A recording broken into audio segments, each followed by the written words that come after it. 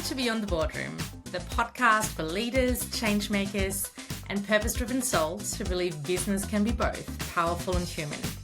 I'm your host, Jen Demiri, founder of JD Consulting, culture shaper, connection creator, and champion for authentic, connected leadership. Here we go deeper than metrics and meetings. We explore the real stories, raw moments, and bold ideas that shape how we lead and who we become in the process. From workplace culture to conscious strategy, from self-leadership to systems that truly serve, this is where heart meets business. So grab a coffee, take a breath, and join me as we go beyond the boardroom. Welcome to this episode of Beyond the Boardroom, Leading with Purpose and Connection. I'm your host, Jen Demiri, and today we're diving into a conversation that goes beneath the surface of leadership as we've known it. I'm joined by the incredible Maryanne, a woman whose career spans more than 30 years across corporate, education, and wellness. She's one of those rare leaders who can walk into a boardroom and feel the energy shift, because she brings not just strategy, but presence, clarity, and a deep understanding of the human architecture that sits beneath every culture. Maryanne is all about transitioning leaders from performance-driven to presence-led. Instead of reacting to fires, friction, or behaviors on the surface, she helps leaders resolve challenges at the energetic root, creating clarity, coherence, and cultures that sustain themselves from the inside out. Today, we'll be exploring leadership, culture, connection, innovation, creativity, and the profound difference it makes when leaders choose to pause long enough to listen beneath the noise. And what I love most about Maryanne's message is her hope for every leader listening, that you walk away with permission to pause, to tune into your own resonance, and to remember that leadership doesn't have to be chaotic or reactive. It can be grounded, it can be intentional, it can even feel peaceful. This is going to be a deep, expansive, paradigm-shifting conversation, and I'm so excited for you to hear it. Welcome, Maryanne. Thank you so much for having me. I'm really excited for our chat today. Me too. Maryanne, let's go straight into it. You have a 30-year background across corporate, education, and wellness. What was the moment you realized leadership needed to shift from performance to presence? It's a good question and an important one. I think it's something that I've always known. So I began my career in leadership and I noticed there was an active disconnect in the way leaders were communicating with staff, how deep they wanted to get with staff, how real they wanted to be with themselves and with the people that they were leading. And so I think I noticed it and recognized it then. Mm-hmm. But I, along with the people that I was working with, was still growing into that space. I was young and immature in a lot of aspects. And I felt like I had a lot to prove. My history growing up had me in a fight, flight, proving my worth dynamic. And so that was really playing out in my leadership. But even though that was present there, my want to be a positive leader that was leaving an impact and a legacy, it was there. So even though that immaturity may have been there and that sort of proving my worth to the people above me was there, my relationship with my staff was grounded because I wanted to support them. I wanted them to be the best that they could be. And so I was very focused on creating inspiration. And so this work really started there. And then over time, I moved out of the leadership role and into marketing and strategy, and then into kinesiology, and now back to bringing all of my skills together, which is kind of my superpower, if you will. Yeah. But now I recognize it even more so because I was a therapist for 8.5 years. I understand what it really looks like to be present with somebody else. I understand what it looks like to be open and vulnerable and trusting and in integrity. And so it's all of that experience together that helps me to understand where some of the gaps are. And that's what brings this, I bring all of that into this work. Yeah, great. It's a really good insight and overview of how you sort of started as a leader. And I think so many people in their leadership journey, especially when they're just starting out, there is this undercurrent of wanting to prove yourself. And even if there is not a necessity for it, there's so many leaders that want to prove themselves, sometimes not even really to their boss, but more from like a past sort of childhood experience. They need to prove themselves in one way, shape, or form, and whoever is sort of that lead above them, that's who they want to prove themselves to. Absolutely. And it it plays out in really subtle ways. It doesn't always need to be obvious. Mine was very obvious, and I was attracting a lot of relationships and a lot of experiences because of that previous trauma. So it was in my face all the time, but it can be very, very subtle, and it feeds in the undercurrent. A lot of the time it's unspoken. Like I said, it doesn't need to be active, but it's in the bracing. That's Mm. probably the thing I notice the most in workplaces is an internal, like a holding of the breath moment. What's going to happen next? What are they going to say? How are these people going to react? And a lot of the time it is it's a self it's a self issue. It's a self-awareness rather than being external. But again, it can be both, definitely. But for most people, it is at least internal. Yeah, yeah.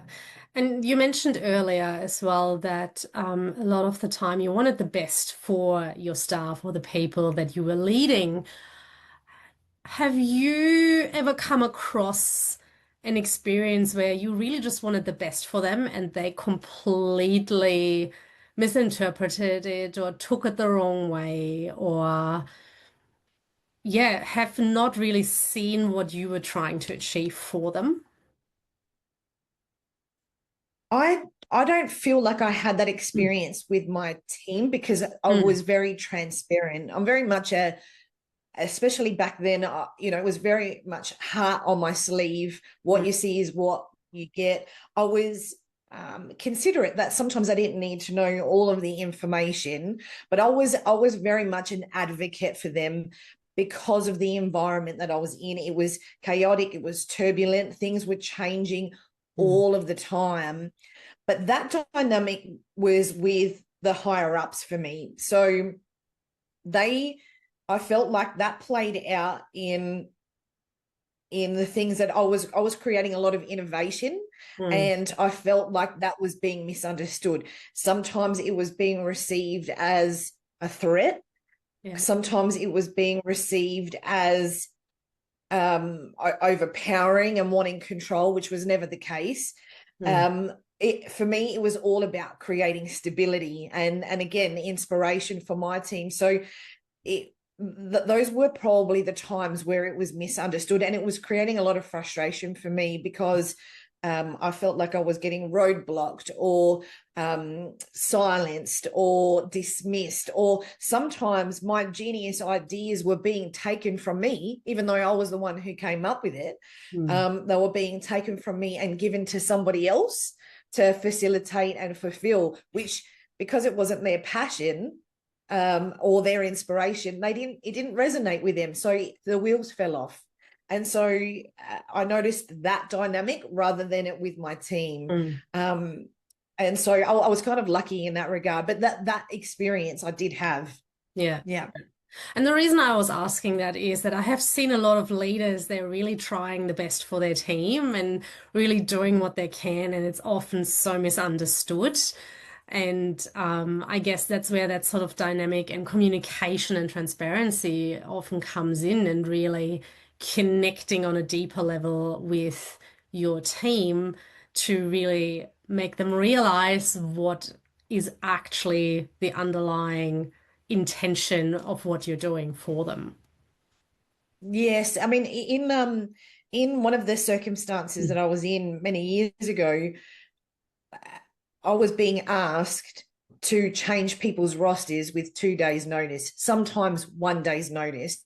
And that was really very challenging for me because I knew it was wrong. Absolutely, it was wrong. I was disrupting people's lives, and they had families. Even without having families, it just felt unethical and out of integrity for me. So that was very challenging. And that was happening for months on end. And even though I was delivering not great information to my teams on a regular basis, at one stage I had 50 staff that I was responsible for. It was heartbreaking to me, but I let them see that I wasn't okay with the decisions that were being made.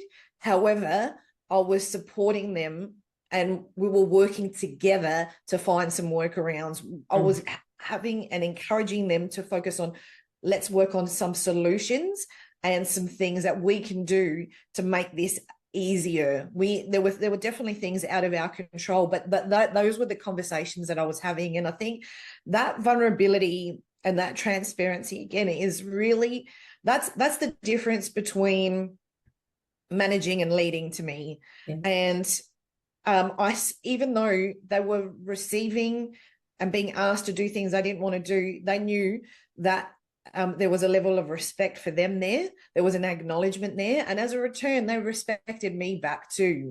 And I let them be frustrated. I let them have their feelings. I listened and I heard and I empathized because I wasn't feeling great about it either. And that was happening for me too. So in a lot of ways, it brought us closer by me facilitating it that way and guiding them and leading them that way, than had I just been, this is what's happening, we need to just suck it up, we just need to get on with it. And I think that was the point of difference. And it's why I for years I had the highest performing team across the state. So, you know, the results were speaking for themselves, even when it was so turbulent. Yeah, great.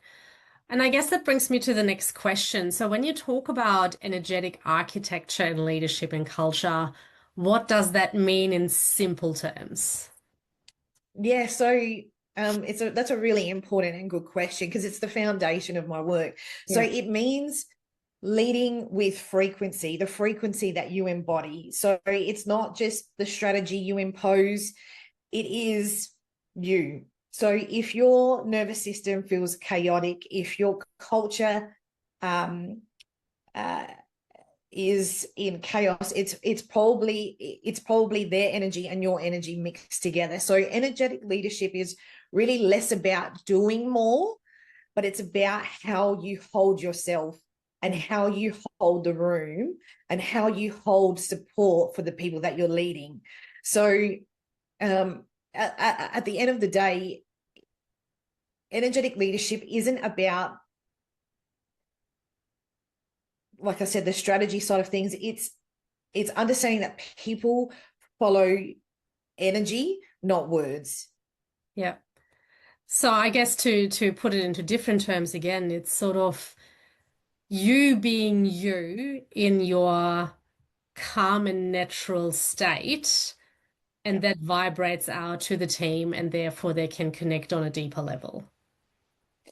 Yes, but it is more than that, because it's about having self-awareness, and it's about reading and feeling and letting yourself feel what is going on around you. Because you could be in a boardroom and you've got staff who are very much in people pleasing mode and out of fear, they just agree, but you can feel that it's not right, that they don't really want to say yes, that they have something else to say, that something else is going on for them. But a lot of the time, because we're in a hurry, because it's not convenient, because we don't want to feel the feelings and we don't like confrontation, we skip over that and we just let it go under the rug and we just keep going. But that knot stays where it is, doesn't heal.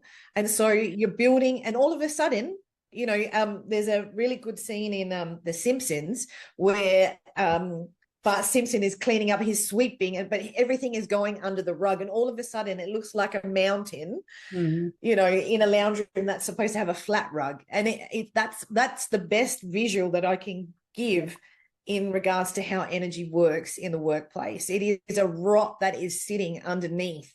That needs to be looked at. And so it's about pausing and challenging yourself to say, you know, I know that you're saying yes, but I can feel that there's something else. And it can be, depending on your experience and what's going on for you, it can be hard to do that. Even now, still for me, I have to sometimes challenge myself. This happens more in my personal life. I have to sort of challenge myself to say, what are you not saying? Or I can feel that what they're saying is not what I'm feeling. And I have to really be brave and say, I don't think that's true, you know. And again, that's the part that's important. And that's the real energetic part that I bring to the surface. It's about, let's bring it up to be looked at so that it heals, and we can allow the culture to soften, for everybody's nervous system to soften, and the energetic nervous system of the entire organization to soften. Yeah. And I had a lot of conversations with many leaders in regards to the nervous system and how important it actually is to, you know, be regulated and be present. So from that point of view, how do you define a present-led leader in comparison to the traditional performance-driven model? Yeah, so that's a really good question as well. Even with a lot of experience regulating your own energy, there is always going to be a part of you that will get triggered from time to time. There's no end point where you're just magically amazing and fine and harmonious. You're going to have, you know, days and maybe even a few weeks like that, but there will come a time for growth where you get triggered. So it's what you do in those moments as a leader, because you might be able to really do that well in your personal life, but in leadership, when you're managing a lot of different dynamics, that can be challenging, because you've got team dynamics where you're leading, you've got peer dynamics where sometimes that can feel a little bit ruthless. It's a dynamic that can sometimes be very dysfunctional because people are trying to get ahead for survival. And then you've got the dynamic with authority, the people above you, that is creating circumstances within you that need regulating. So it's like a multi-pronged regulation. It's not just one aspect. So the difference between having that self-awareness and being regulated is pausing in those moments and reflecting and just noticing, not even having to do anything about it, but just, where is it in my body I'm feeling it? Is it in my stomach? Is it in my chest? Am I feeling my body sort of shaking? Do I feel an anxiety brewing? And this is one of the things that I love about having been a kinesiologist. The different parts of the body tell a story. And this is what I teach and share with the people that I do this work with, is having them better understand what those body parts are actually saying in those moments and how to quickly come back to center. So to me, that's what real regulation looks like. And Um, and the self-awareness piece is I can see something's off. I know that I have to deal with this, but do I want to? And it's a choice that we get to make. I'm not sure if I answered your question. Sorry, I went off on a tangent there, but it is a choice. It is a choice, and there are a number of different tools that are quick and easy to use in the moments where we get triggered that we can calibrate, and then what happens as a result of that is the people around us start mimicking that behavior. That gives them permission to be like that as well. Yeah, yeah. So you partially answered the questions in going into the presence-led leader. And then the other part of that question was, so how does that differentiate from the traditional performance-driven model? Yeah, so the traditional performance model is keep going, keep pushing, keep proving, keep achieving. Let's keep getting the results. Let's only look at the statistics. It is not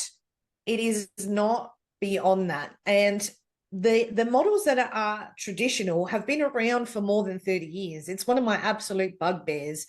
The CEO Institute, a company that I actually used to work for, recently shared that the issues CEOs are experiencing at the moment are the same issues that they were experiencing 30 years ago. Nothing has changed. And that's because the model hasn't changed. Yeah. There might be new names for it. There's lots of new personality programs, and all of that is good data, but it doesn't change anything. Yeah. That it doesn't help the way we communicate. And that's the difference between being present-led in leading and the traditional models. Because the traditional models, even though it talks about what your strengths are and maybe where some opportunities are with your communication, it doesn't talk to how do you regulate and resolve in that way. And so being present-led means bringing all of that data in and all of that awareness about yourself, but also knowing how to regulate and deepen so that you can deepen your connections and your communication with the people around you, the people that you're leading. Yeah. And I love that you just said about the CEO that you used to work with in regards to the CEOs back then faced the same issues that the CEOs face today. And I believe it was Einstein that said, doing the same thing over and over again, expecting a different result is pretty much definition of insanity.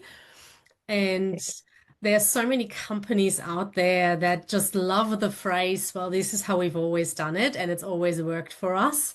But has it actually always worked for you? It may have been on like a short-term basis. However, if the same issues reappear, wouldn't it be time to make changes to the approach? Absolutely. And it is, to me, it is insane. And I want to make a really important note. Like any dysfunctional relationship, there is always a benefit to being in that dysfunction. There is a secondary benefit in those experiences. So whilst it might be really toxic and horrible, we're not getting what we want, there's something in there that is a benefit to us, right? Yeah. So let's say on a personal level, you're in a dysfunctional relationship, staying in a toxic relationship, the benefit means not having to be brave, not having to be courageous, not having to face our fear. In the workplace, how that plays out is I don't have to take any responsibility for this change.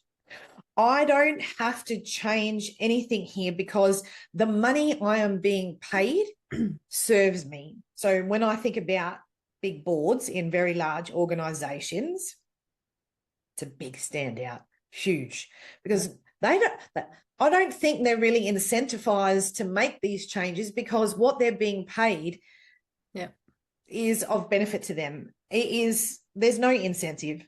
And so this is why I am passionate about this work, because I'm bringing all of that truth to the table, and I'm not scared to say this is really what's going on. And the thing is, they know, but no one is willing or brave enough to really call it out. And when you're the dynamic of being in the workplace as an employee, it is incredibly hard to facilitate those conversations and still feel safe at the same time.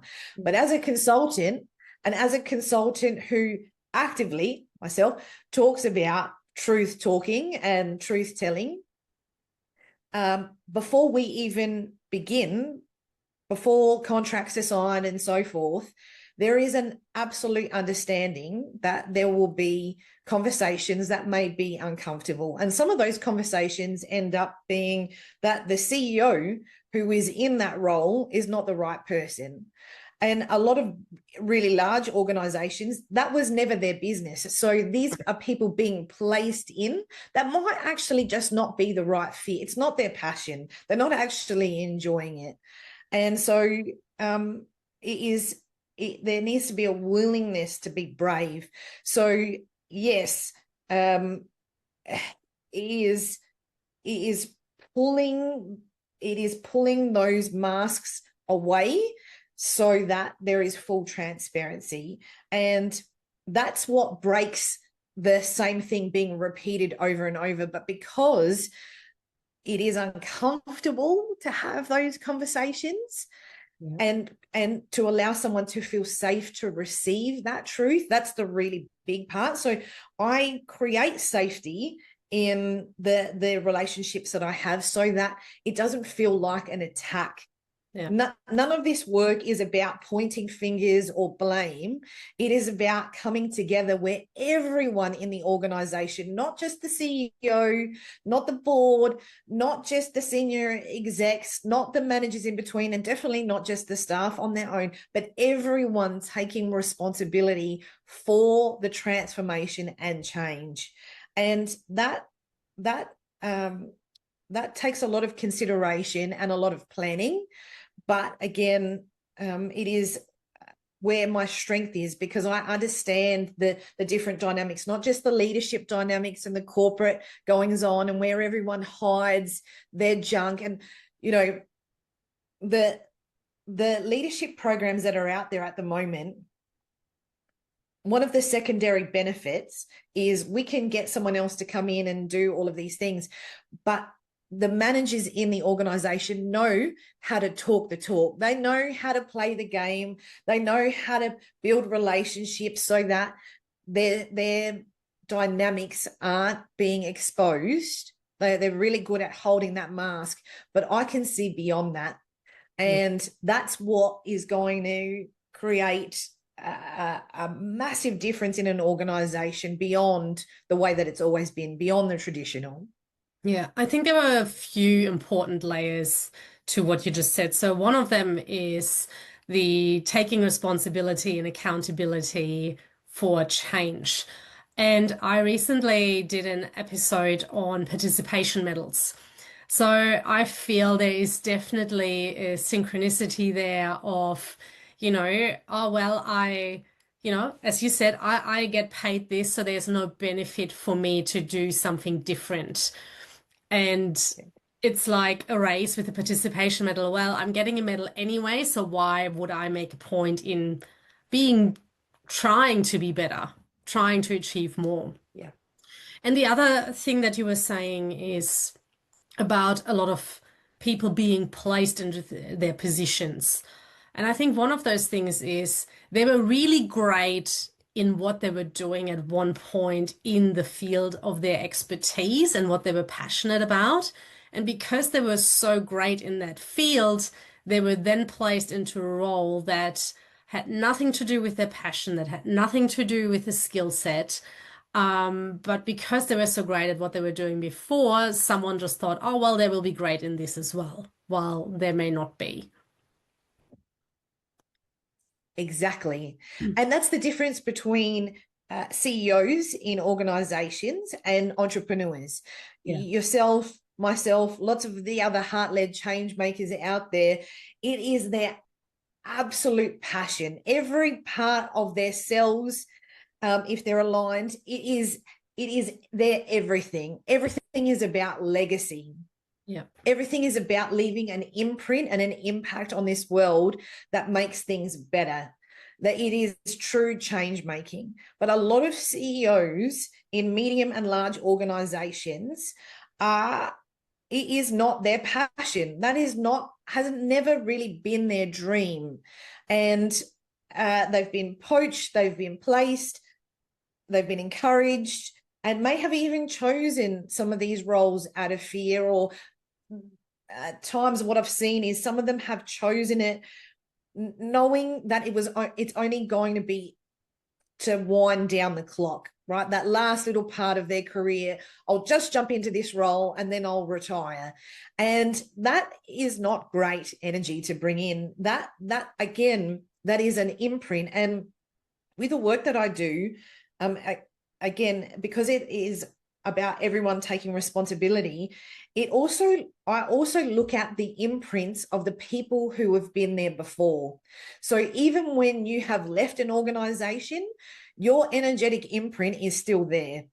And again, this is something new. This is something that's not being talked about. This is something that is not acknowledged. People don't really understand that it's there, but it does.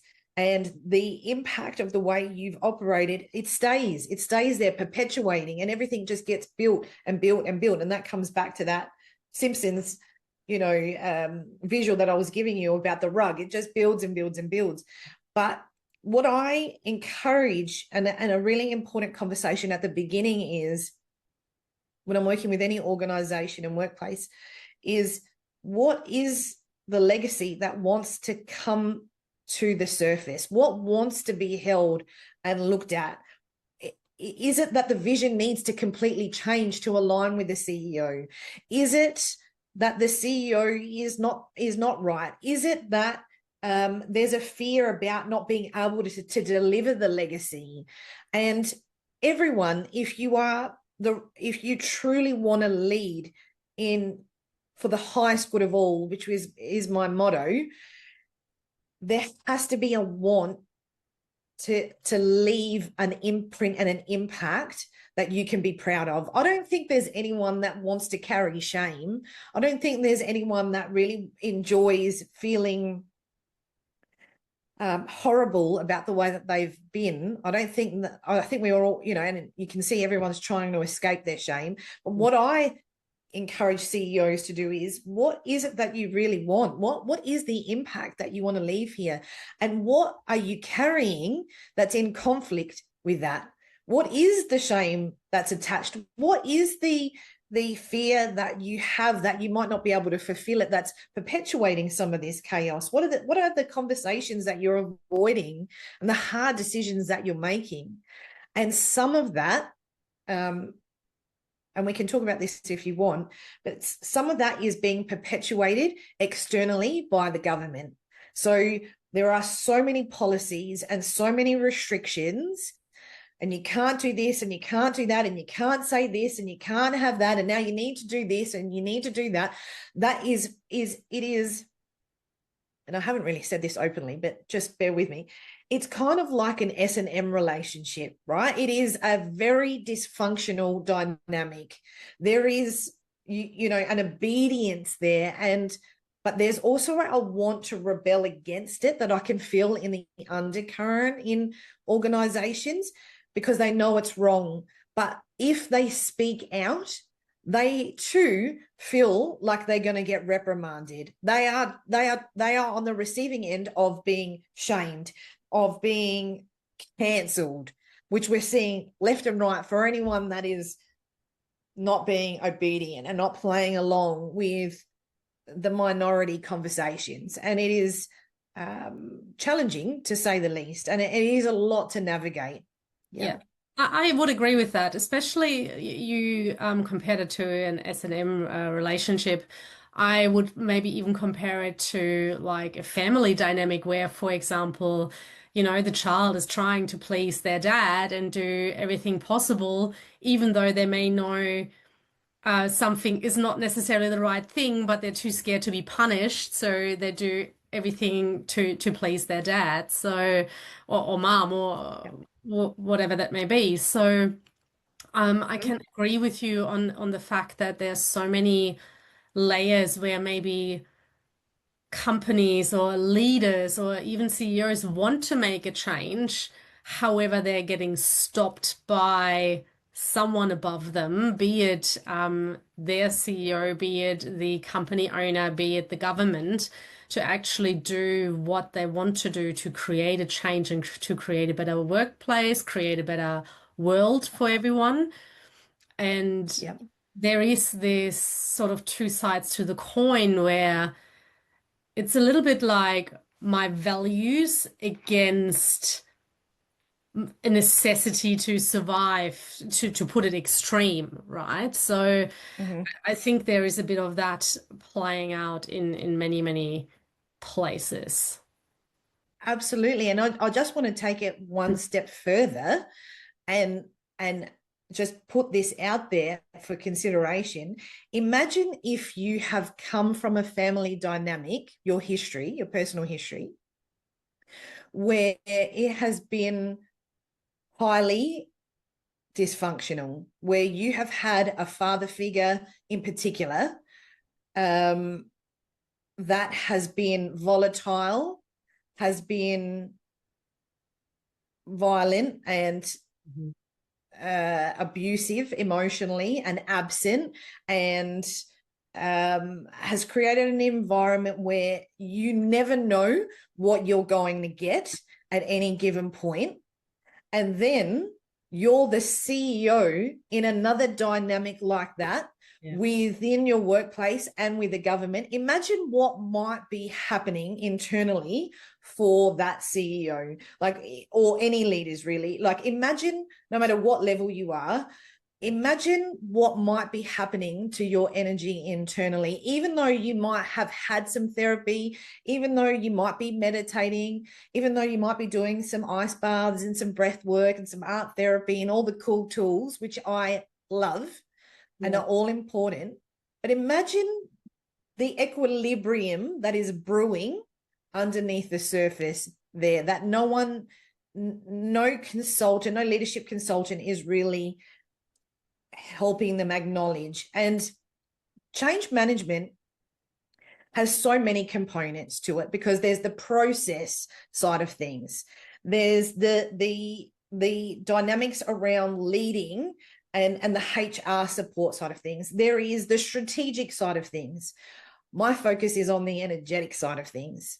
It is leading the energy, and that all of them are important, but this is just my prong. And it is a very important prong, because the wheels fall off, momentum falls apart, because there isn't a safety there. Yeah. And so many people consider this to be a soft skill, to be present, to be emotional aware, to have self-awareness, all those sort of things. And I actually believe it's one of the cornerstones, the foundations to leadership rather than a soft skill. And I think that is so underestimated in today's world. I think we're getting better at it. However, we're not anywhere near scratching the surface in that aspect.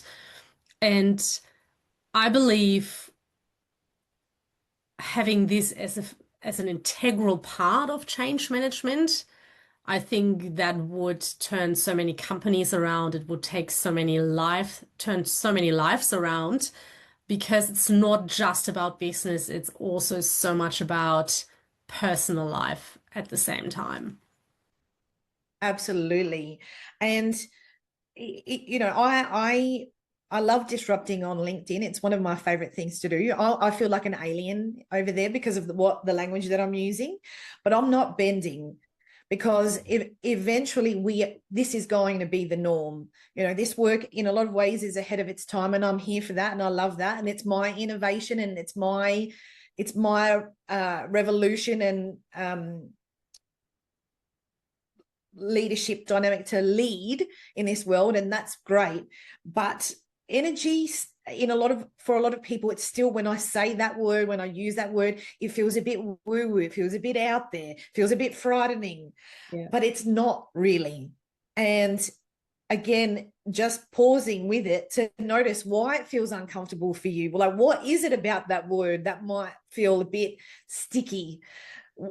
Like, where does that come from? And for most, it is because we don't like to feel our feelings. Our feelings can be really intense sometimes.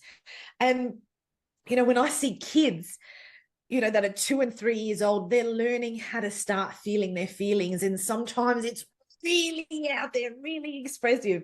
And other times, it's, they're calm and they're grounded and they're in play and everything's great. And as adults, because of our experiences and the way that we're shaped and, all the other worldly things, we can start to suppress and run away from and dismiss and ignore our feelings. And so in some ways at the beginning, it is about relearning. And some of that comes out a bit intensely at first. It feels a bit like, oh no, I don't know if I can handle all these feelings.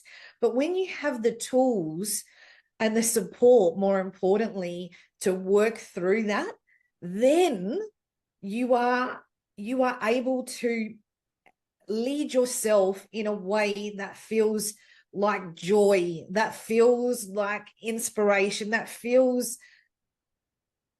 illuminated and expansive. And that's why when I first start doing this work, it's me and the CEO for the first 6 months. I won't even start with the rest of the organization because I want that CEO to lead in that way. And then once I go into the rest of the workplace, they know that the CEO and I have already been through this together. So that builds trust. And then we can continue on. And that changing that dynamic, knowing that the CEO has been accountable in that way and is willing to walk the talk, is an absolute game changer. Absolute. But the CEO needs to be willing to do that work. And what I love about working with men in particular, because the male and female brain is very different, but the masculine brain, and I first noticed this when I started treating clients in kinesiology, is when a man understands something on a conscious level, it clears on a subconscious level very quickly, way faster, leaps and bounds faster than it does for the female brain. The female brain, I can equate to a ball of wires. Everything is connected to something else. And it's annoying. As a female myself, it was really annoying watching these men move through things really quickly. But it's also the best gift and the best blessing. So change can happen really quickly if we allow it and if the right support is there. Yeah, and again, you were pointing out a few important things there. For example, starting with the CEO and working with them for a very long time. And I think that's also where we connected really well. In a way, we are doing a very similar line of work, not exactly the same. And you work more with CEOs while I work with, entrepreneurs and small to medium-sized businesses. And I think from that point of view, we have the same approach where we say, okay, the person at the top needs to start first. Because if they are not willing to change, then there's no point in starting with the rest. It needs to come from the top. Change needs to be done there. Change needs to be seen by everyone else. And they need to realize that, okay, they notice that there's something dysfunctional here in the workplace. They're willing to work on that to the benefit of everyone else. And therefore, we are more likely to open up, to be open to the process and the change that is coming. And I think also what happens a lot in change management is that there is the talk about, yes, we have to make a change. This needs to change. However, most of the time, the people are not told what the benefit to them is to make the change, what they're getting out of it, how they can really, create a better workplace for themselves. And if that is communicated effectively as well, then so many more people in an organization are willing to run with the change and embrace it and take it on board and take it into their business as well as personal life. Absolutely. And I mean, it's important. I mean, to invest in this work, then there needs to be some outcomes. Of course, the question is what is my organization going to get? It's all very well and good that everyone's going to feel good, but how does that translate? What does that really mean? I know, I understand that. I'm a businesswoman too. I get it, of course. And that is part of the conversation. And I'll come back to what the benefits are in a second, but I just want to preface that this work is not about the benefits happen, of course, out of this work, but it's not the reason. The reason isn't for more productivity. Yeah. Even though that is what happens, that can't be the main driving reason. And the reason that I say that is because immediately with any new fancy rollout, whether positive or negative in a workplace, immediately every staff member goes to, great, now they want more of me. They want me to work harder. They want me to, they're going to put more on my plate. There's more expectations, more KPIs, more. And so there's an immediate distrust. And that's where a lot of the leadership programs are falling down. Yeah. Because the trust isn't being built. And that's why I start with the CEO, because that's one really great way to build trust. Yeah. Some of the benefits of having everyone take responsibility. So as part of this work, I've got a framework. It's called the Human-Led Contribution Framework. And that's where everyone takes responsibility for what is going on in the organization. So everyone becomes almost like a project manager for the things that are important to them. And I facilitate that in a really cool, dynamic way. What happens is, because everyone's taking responsibility, naturally trust builds. And when trust builds, there is a natural desire to contribute. Now, for the right people in the organization, because there are some that are probably need to be encouraged to move on. It might be they've been there too long, or they were never the right fit, or they're manipulating the system to their benefit and being highly toxic and disruptive.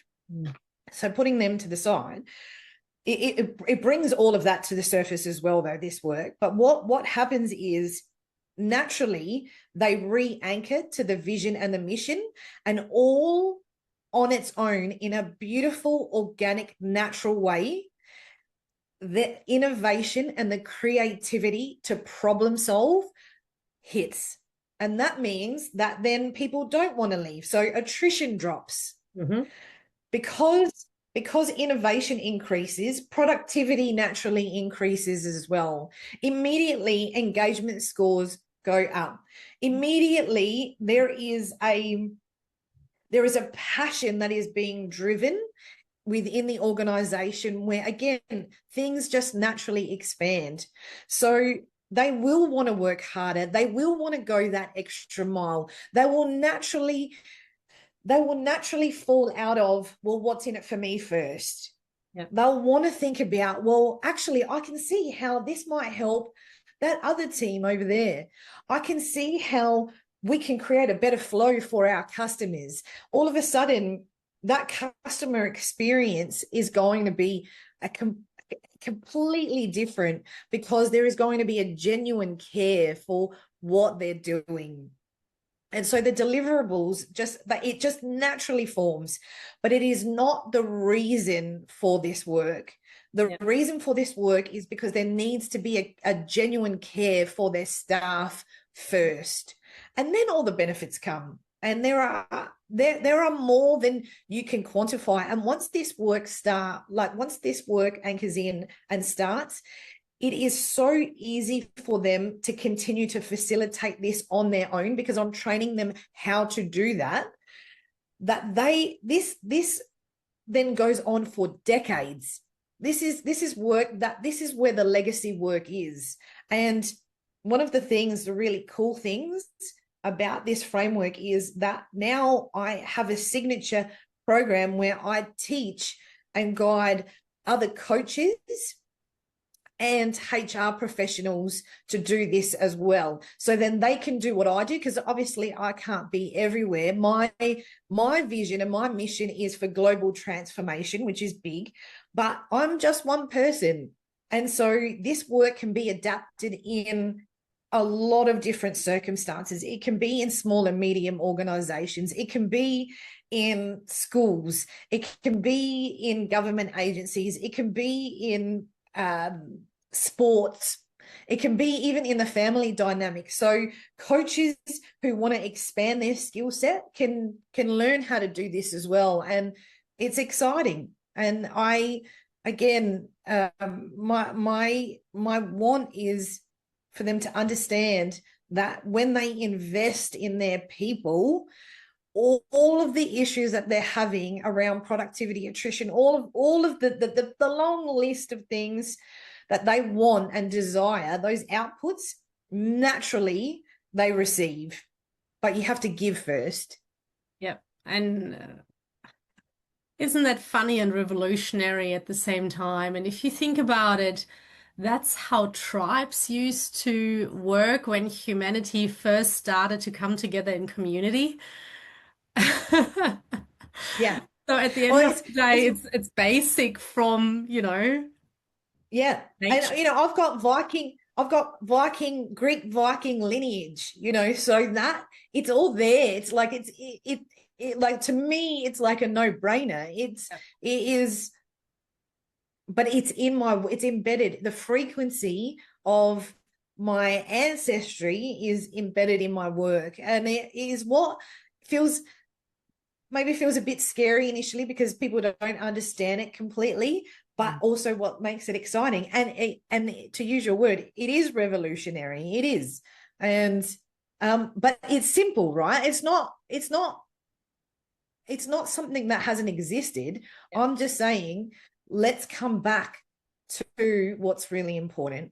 Yeah, and I agree with you, and that's why I do what I do with my business. I am a big believer in people first cultures. Look after your people, and everything else will just fall into place. Your numbers will improve. Stop looking at the numbers. They will automatically do what they need to do. If you look after people, yes, attrition will reduce. Mhm. And things will work out for the better. However, Yep. people, well, companies, organizations, they're often also not willing to take the time as well. Very often it's sort of the quick fix. And so we get like Mhm. another leadership coach or another team building session in to improve things, which are not even close to scratching the surface. Because as you were saying, it's like another thing that we're putting on our plate. And taking a few hours out of our working day, and we will be behind on our emails rather than actually integrating it into the culture of making Yeah. sure people are looked after from the beginning. We do proper onboarding, we make them feel welcome from the start, we map out their career prospect throughout the years that they're with the company or organization, and really show them that we want them with us and that we will look after them no matter what. Absolutely. And it's a really interesting point that you make, because trust is usually broken at the recruitment stage. That's when it first starts. And most organizations don't realize how significant it is, but that's where, and it is so hard to come back from there. The amount of work that is needed to Yeah. repair just getting bums on seats and being thrown in the deep end, because that's not what was promised. Yeah. And it is, again, it's a relationship dynamic. Imagine starting to date someone who's telling you and promising you all of these wonderful things, and you start that relationship and you get nothing. And it's not that. Yeah. And so that trust, that broken trust, leaves a bad taste in the mouth. These are the conversations they're having at home with their families and saying, well, they said I was going to get this, but that's not what's happening now. And so immediately, and again, if they've got a history where they've been in dysfunctional relationships, or they grew up in families that were not great, they will be immediately bracing from there on in. Yeah. And that doesn't clear at all. And then you fast forward years later, where you've got the internal dynamics of a kill or be killed and all the other distrust. Imagine what to the depth of what is going on there. Yeah. And that's what I do a lot with companies, like really looking at their onboarding processes. So even from writing a job description, rather than being like this fluffy, non-saying thing, to be a lot more specific. Yes, of course, there can always be additions to what's in the job description because, how long can a job description possibly be? But really start with that. Be precise, be specific. Get back to people within a certain amount of time rather than making them wait for weeks and then being upset that they now have a different role. Yeah. And then actually call them before they start and say, hey, we're so excited to have you start on Monday. I'll meet you at 9 o'clock at reception in the lobby, whatever it may be. What's your favorite coffee, tea, whatever it may be? We make sure we sit down, get to know each other a little bit more before we throw you into the workday, and then really have it all mapped out. Even during the interviewing process, looking at, okay, what do you want out of your career in the future? I know we ask you Yeah. about 3, 5 year plans. However, we are aware this can change, but to get a bit of a baseline in, what would you like and how can we support you get there? And then really mapping out a Absolutely. development plan from the get-go. Yeah. And even to add, how about just being honest Yeah, about where the culture is at? How yeah, about just being honest about what the team dynamic is and not blindsiding somebody by saying everything is peachy and rosy when it's really not? And letting someone have a choice about whether they want to deal with that or not, or how you're going to support them given that that dynamic is like that. It's not, don't hide that truth. None of us are perfect. There's no utopia workplace. There's all, even in the very best of workplaces, and I've seen it. I've helped facilitate that, but I've also seen that where there's a beautiful culture. There's still areas that may feel a bit sticky. So it is just being transparent about that, and also how you're going to support them, and letting that person decide, hey, is this something that is going to fit for me or not? Yeah. And when you give people a choice, they feel empowered. Again, you're building trust.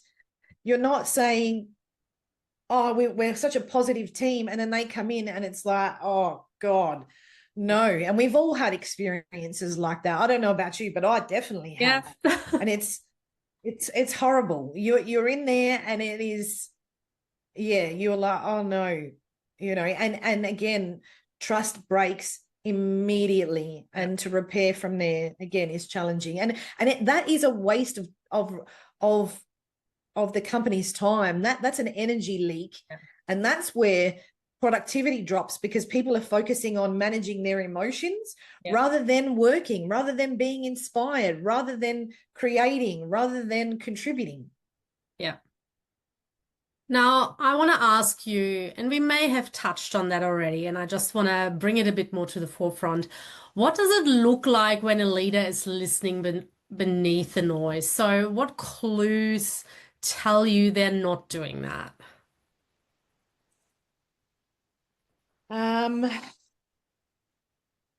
Good question.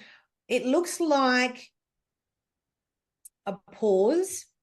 Mm-hmm. It looks like a pause on their face. If I can give you a visual, it looks like a withdrawal. Like you can almost feel somebody withdrawing, mm-hmm, from their physical body. It's very similar to disassociation if you, mm-hmm, if you know what that feels like and looks like. Mm-hmm. But you almost feel like it feels like a disconnect, but you can almost see the disconnect. Yeah. It feels like it translates in dismissal or not acknowledgement. It looks like a pause and then changing topics. Yep. It looks like grinding teeth to hold what they really want to say, or the anger that they're suppressing because they haven't liked what you've said. Yep. It might come out in a number of different ways, but there are some telltales, and they're probably the most obvious ones. Yeah. Now, I want to just shift gears slightly. So, we've talked a little, or we touched on a little bit of presence and innovation and creativity. So, you do say that presence unlocks innovation. And how does stillness lead to creativity? Yeah, so stillness is the key, right? Because when you can be still with yourself, when you can stay in that silence for long enough to let yourself soften, then your intuition automatically switches on. Those ideas, those light bulbs, those random thoughts that people think come out of nowhere, which is not, they start to drop in. And what I love is I am a naturally creative person. I paint. And one of the things I really love about painting and being still with it is that I can't control it. I don't know what's going to come. So being still, one of the benefits is you can't control the genius idea that's going to come through, but there are many, and it is unlimited. Those genius ideas are unlimited. And so that's why stillness is important. And the silence and the stillness together is a self-respect, and it's a sovereignty that people should proactively give themselves. And people do that without realizing. When you're cooking, you're silent and you're in that stillness, even though you are stirring or whatever you're putting herbs in. There is it is a creative stillness. When you're gardening, when your hands are in the earth, there's a stillness there. But in the workplace, because we're being forced to be productive at 1,000,000 miles an hour, it is a discipline that needs to be there. It is about saying, I need a few minutes just to let myself sit with this before I respond. Not feeling like you have to be on all the time to have all the answers, to say, hey, I can feel something moving within myself. And even using that language, I can feel myself, something feels a bit weird with this. I just want to sit with that for a minute. We'll circle back to that. And then give yourself permission to ask for what you need. But again, that means being brave. That means using our voice to ask for what we want. And if there's no safety, that's really hard to do. But that is such a beautiful gift. And when that is encouraged and it becomes part of the norm, that stillness and that potential pause might only be for a couple of seconds. It might be for a few minutes. But what it unlocks is a runway of inspiration. And then everyone jumps on board. Everyone starts igniting. And it's like dominoes. Yeah. And it is so powerful. And it is my absolute favorite thing. When we get to that part of this work, that is my absolute favorite part, because it feels like a miracle to me. Those moments, seeing people ignite that way, is a miracle. Yeah. And I think, in the fast-paced environments where time feels limited, people feel so challenged, asking for what they want and what they need. And especially when it comes to taking some space to think about something or creating that space for themselves. And when I was still employed back many, many moons ago, I always made sure that my team has a lunch break, even when it was like super busy in inverted commas, because I don't like the word busy, but when there was lots going on, lots on their plate, especially on those days, I nearly forced them to take a lunch break, where I was like, okay, all of us together, grab your lunch, we go outside into the sunshine, sit on the grass, let's have lunch together. And the productivity afterwards was just so much higher. It was like they sort of had like a whole new start to the day. And that's where that's just a small example, I think, where people can start with. Make sure people Yep. take a lunch break. Of course, it's Do you want just to a hear surface something? thing, but Yeah. Do you want to hear something really cool? When I was a kinesiologist, I had a client come and see me. And one of the cool things about the subconscious is that you never know what it's going to say. yeah. And so I was working on this client who was feeling a bit stressed out about work. And one of the things that came up as a correction was that they needed to stop eating some specific foods. Mm. And so I was like, this is a bit strange. I said, there's some food that you need to stop for the next 6 weeks. Let's test up what specific foods they are. And it was rice, salmon, and lemon, something like that. And the client on the like my client on the table like gasped and said, "Oh my God, I eat that for lunch every day." And I said, "Do you eat at your desk? Are you having your lunch break at your desk?" And they said, "Yes." And I said, "Okay, so what's happened is when you eat, you're digesting not just the food, but you're digesting your environment as well. So because you've been so stressed and you've been sitting at your desk, your subconscious has associated this food now with stress. So you need to stop eating this specific combination for 6 weeks. And I want you to start taking your lunch break and go and sit in your car, go sit outside and get some sunshine, wherever it is, but you need to leave that environment."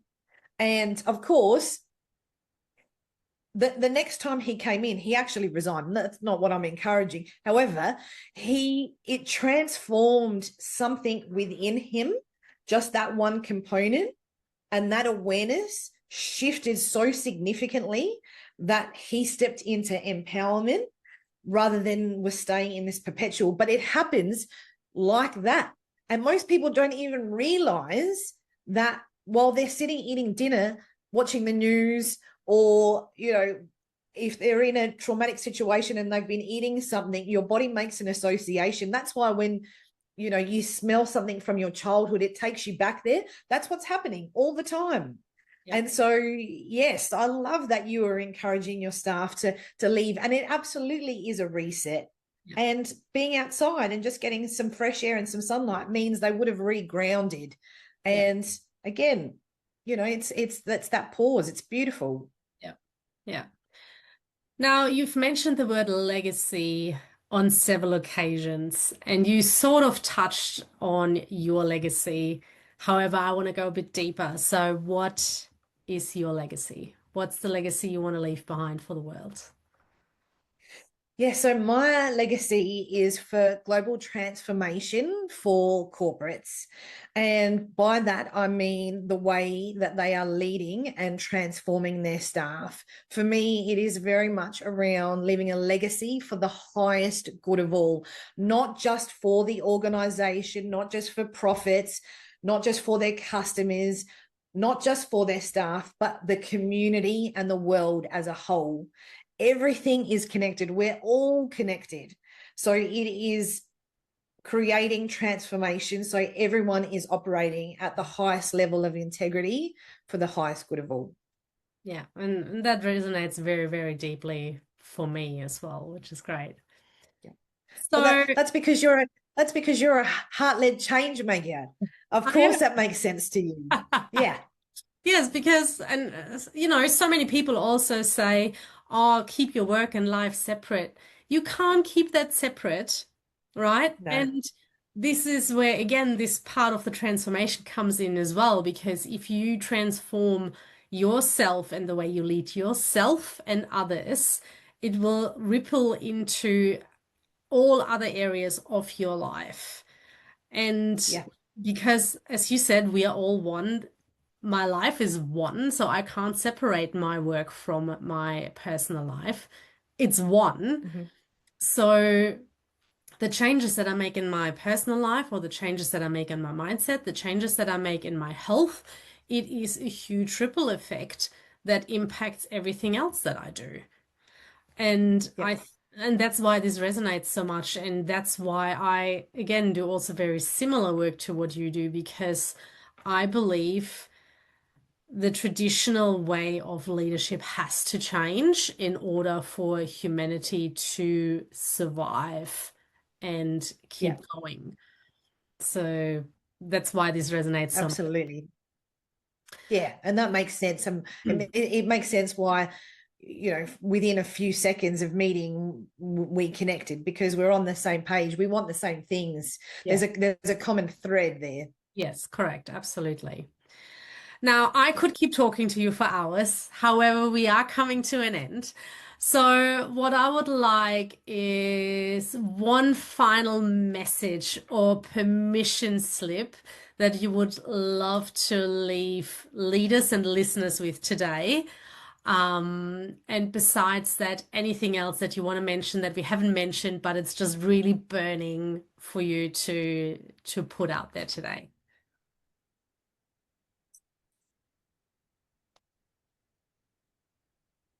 There's so many things, and I'm a chatterbox, so I could talk to you for hours as well.